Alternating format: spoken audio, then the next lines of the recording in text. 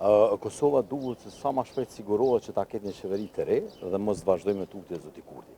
Zoti Kurti ka një rekord jashtëzakonisht të dëmshëm në raport me administratën e parë të Zotit Trump, dhe nëse deri sot kemi pas dyshime në atë se a duhet vazhdoj apo nuk duhet vazhdoj, pavarësisht që ka dalë, domethënë si parti e parë në këtë zgjedhje, paralajmërimi i Zotit Trump neve na dërgon një mesazh të qartë që duhet të angazhohemi maksimalisht të gjitha partitë tjera që deri dje kemi qenë në opozitë, që vendit t'japim një qeveri të re, pa përfshirjen e Albin Kurtit dhe pa përfshirjen e Lëvizjes së Vendosjes.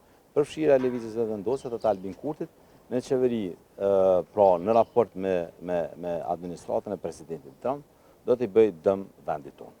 Zoti Tahiri, pak me pyetje më kreative, po fillojnë pushimet verore, tash do t'ja bëj kuvendis se çdo 48 orë po kemi seanca. Mendoj që preokupimi joni është mi jap vendit qeveri, një qeveri e cila i sjell një progres, i sjell një përparim dhe jo pushime.